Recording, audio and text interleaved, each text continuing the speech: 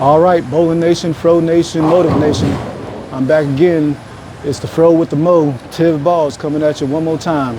I was in the last video showcasing the Primal Rage, and now we're gonna showcase the international release, the Raptor Altitude.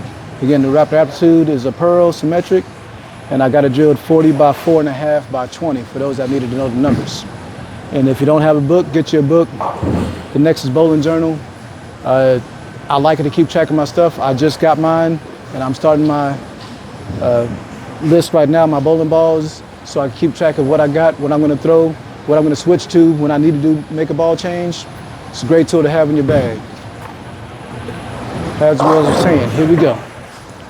Here's the International Raptor. Like the colors.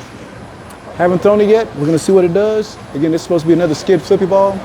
We're just continuing from the last video with the Primal Rage. So this ball on this lane, I don't know what's gonna do. It's kind of wet out there. We're gonna do 25, looking at 10, normal house shot numbers. See what happens.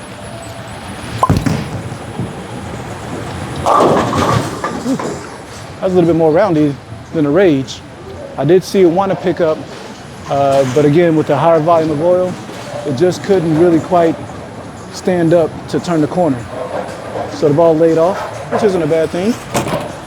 I kind of like it. Don't have to stand so deep. For lefties, 25 is, you know, standing in the deep end of the pool sometimes. So we're gonna go ahead and make a jump left. I was standing 25, let's go 22, let's move about 3 left. 3 left, so we can try to get the ball more up the lane instead of across the lane, so it doesn't want to burn up so much trying to get back, get it more in front of us, see what happens.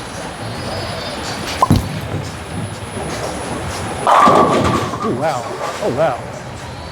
That went through the pins really nice.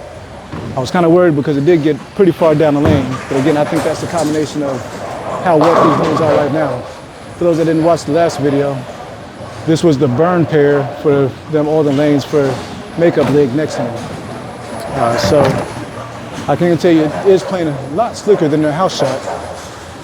So that might be part of why the ball did get down the lane a little bit further than I expected. Let's play that same shot, see what happens. Standing 22, looking about 9'8", 9'10". Wow.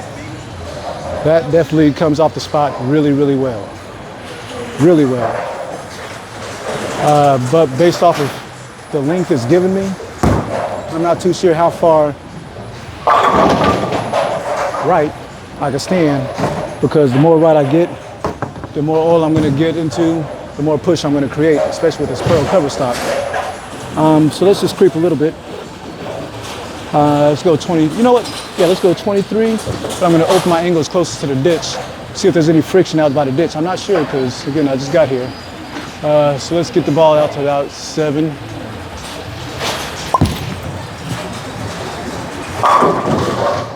Ooh, it found some friction, and it definitely recovered. So this is, right now, my first impression, this is a friction-based ball. If you don't get it to the friction, you might have some trouble.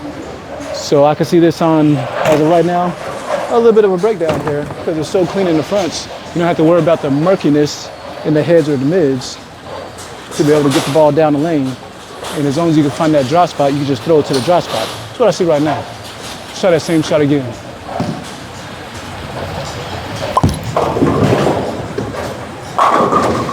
Yeah, I got that a little bit more inside, so I didn't get it quite to the dry after moving. So it stayed in the oil a little bit longer. And I blow a 7 because the ball got behind the head pin. So if I want to stay in the oil, I want to be straighter in comparison to getting it out to the dry when I open it up. Hook. Hooked enough. So that was getting kind of around it. Next couple shots, let's get up the back of it and see what kind of reaction it gives us.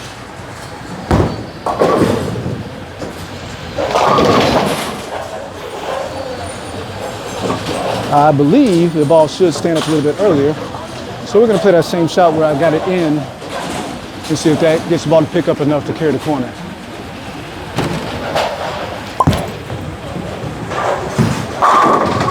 There we go. Go up the back of it, ball has a chance to stand up so it doesn't waste so much energy trying in the corner, trying to get the ball to stand up, and it finishes better in the pocket. Not too shabby. That's what I call in my bag, versatility. And to have a ball in your bag that's versatile is a dangerous ball. All right, where's my ball at? Try to keep it from me. I guess someone in the back likes it too. So based off that, I'm gonna go ahead and move another. That was 23, let's go to 25. Back to 25, I'm gonna be up the back of it.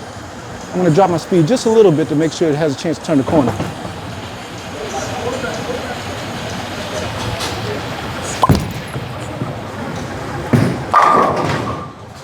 Fell off balance, but I definitely saw that ball stand up that time in the mids and finished with a little bit of attitude. That's pretty cool. That was pretty cool. I'm gonna get a little bit deeper. Get a little bit deeper, see what happens. As long as I keep my speed down, I believe it should be strong enough to come back and carry based off that last shot. So let's go, make a bigger jump, 28. I was gonna go, not 20, yeah, 28. I was only gonna jump 2, we're gonna jump 3. Let's get the ball in the oil a little bit more. So we're aiming at 13, 14.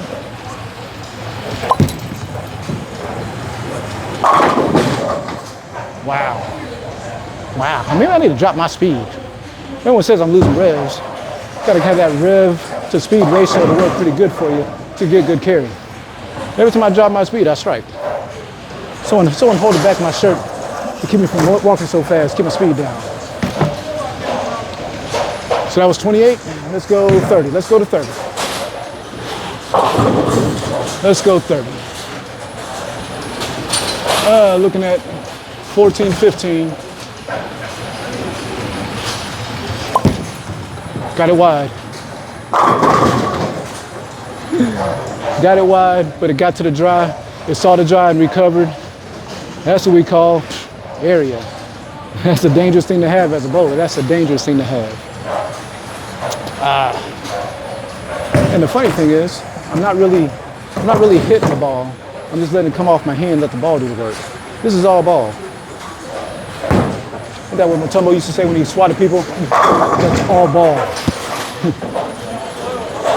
So let's go stand 30 again. Looking at about 15, but I'm gonna hit this one a little bit to see what happens. I'm gonna still try to stay up the back of it, but give it a little bit.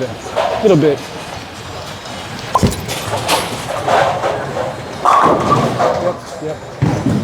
Can't let the ball burn up too much. Hitting it, let it burn up too much. So rewind that shot and go back and look.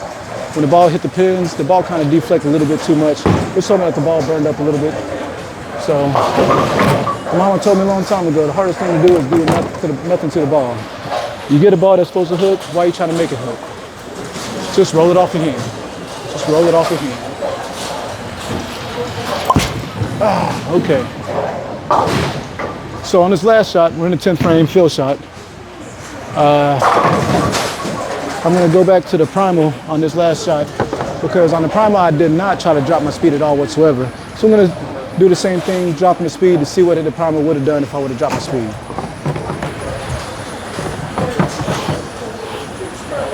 For those that are keeping track, I'm 228 in the 9th with a spare in the 10th, so I'm 238. So if I would have struck my first game out of the box, would have been 248 with that ball, but I just wanted to see what this ball is gonna do. I'm gonna send about 27, drop my speed.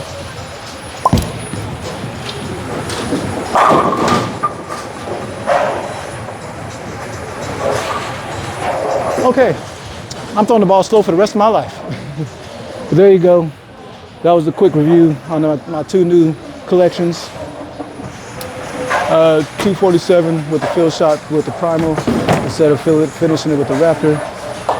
I like both of them. They actually seem to complement each other pretty well. I might pull them out tonight, see what happens. Thanks for tuning in. Again, if you like the jersey, iambowling.com. My code is FRO20 for 20% off. If you like the book, It's nexusbag.com, Afro10 for 10% off. Y'all stay good. See y'all later.